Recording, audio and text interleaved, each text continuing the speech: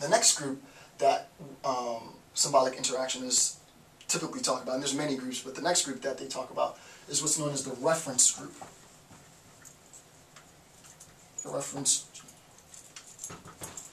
And the question is, well, what is the reference group? The simplest way to describe the reference group, it's the group that the individual, the I, affiliates him or herself with, right? So if I view myself as, let's say I view myself as a post-colonial theorist, right? So if I say I'm a post-colonial theorist, well, my reference group would be post-colonial theorists, right? And I want to actually get a better reference group than that. All right, let's say, no, take a better group. Let's say my reference group is Gen X, right? Because I am a Gen Xer, right? So I say, okay, what's your reference group? I say my reference group is Gen Xer. By me referring, and here I am, by me referring to this reference group, the beliefs of the group, the way in which the group is identified or understood in its social context is going to influence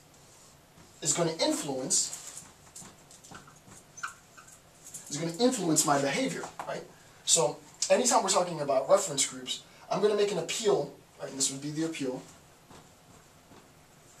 I'm going to make an appeal to my reference group, and we'll say that the reference group is Gen Xer. It could be Gen Xer, it could be neo-Marxist, it could be feminist, post-colonialist, it could be union member, it could be whatever it is, right? Artist, vanguard. So I make an appeal to the reference group. But insofar as I make an appeal to the reference group Gen Xer, the question is, well, how would you define Gen Xer? The technical definition, I don't really know. I think it's like anybody born between like 69, 68, and 80, something like that. So if you're born in that rough group, you're in that time span, you're a member of that group. But it also has a different appeal, right? Gen Xers are sort of rebellious, we don't conform, we're, you know, it's like, that's the group, right? Well, that affiliation, right, that appeal to that reference group is going to influence my behavior, right? So if the reference group that I appeal to habitually is Gen Xer, and Gen Xers are known to be nonconformists, then it's going to be hard to find me unless there's some schism or some discontent psychologically within me, for me to be a conformist, right? It's going to be hard for me to, you know, button up and be Mr. Guy Smiley, and so, because I don't affiliate with that reference group. My reference group, the beliefs that I have, and also the beliefs that govern the reference group, are going to influence and shape the way that I behave in the world. Perfect example. If your reference group, I'll take a more direct example. If your reference group is thug, T-H-U-G, right? So if you look at yourself as a thug, right, and you say my reference group is thug, and this actually, you know, so funny enough, I could tie this into hip hop right now, and I might actually tie it into hip hop. It just popped in my head. But this is, so I'll segue just a quick bit, because I do think the symbol is interesting. All right, so perfect example. Look at Tupac, right? Tupac, in an analysis using symbolic interactionism, his reference group, Tupac's reference group, was thug, right? He had thug life tatted on his stomach, right? So Tupac's reference group was thug, specifically thug life. I mean, to even take it even further, right? Well, he made an appeal, Tupac made an appeal to thug life, right? Thug life, this idea of thug life, this reference group, this group of thugs, and this is a cognitive sort of phenomenon. It doesn't necessarily mean, though it's not limited to, like a physical group, like of people. It doesn't have to be that. It's the idea of thug life, the belief, the ideology, if you will, of thug life, is going to influence his behavior. So what does Pac do?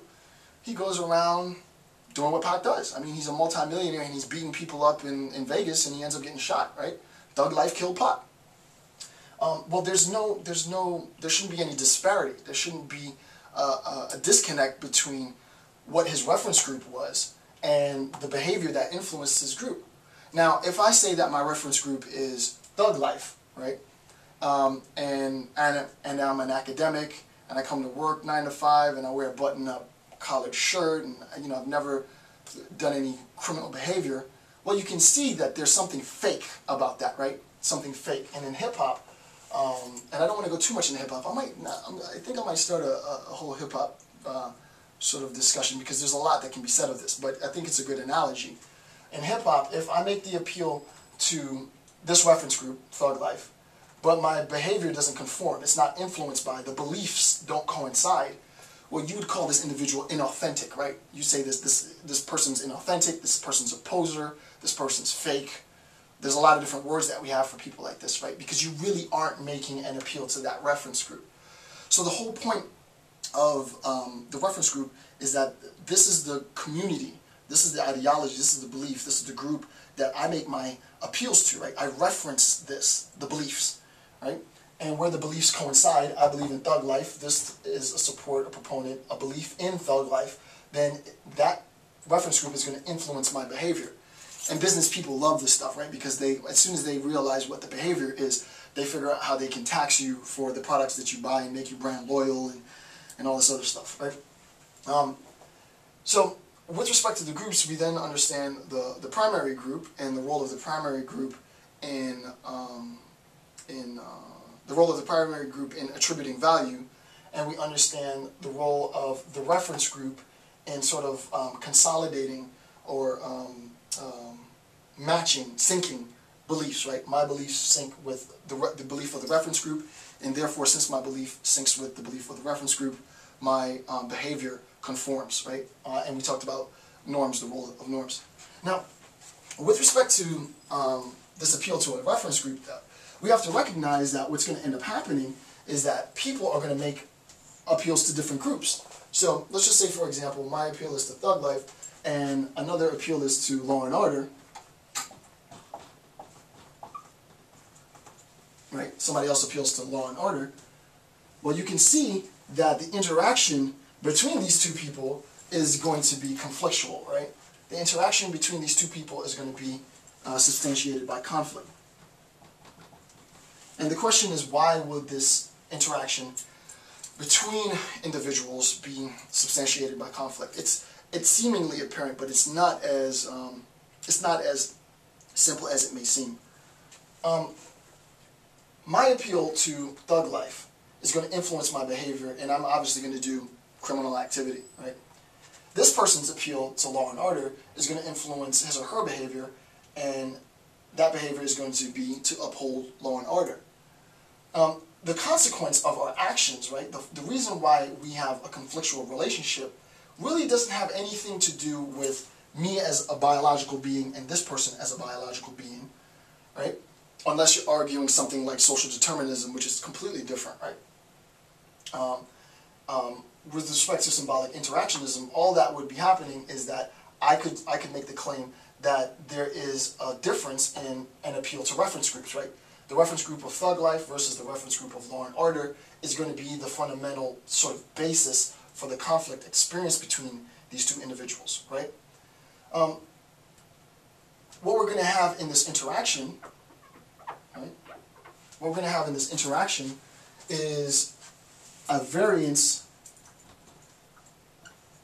in interpretation, of a variance of interprete, a variance of interpretation. Interpretation is going to differ for the individual, right? And in many of the videos that I've done so far, I've spoken at length about the interpretive process. What does it mean to talk about meaning? What does it mean to talk about interpretation? The clearest way to describe it, I think I've already done in a video on David Hume and Immanuel Kant, right? So if you just put in Hume and Kant on my page, you'll see the video. And the way that it goes is that the attribution of meaning to the world, right? So the question is meaning. The attribution of meaning is a consequence, right? The attribution of meaning is a consequence of the nexus, this integrated web, right? So if this is meaning, right, the centerpiece gets its meaning by this nexus of varied interpretations, right?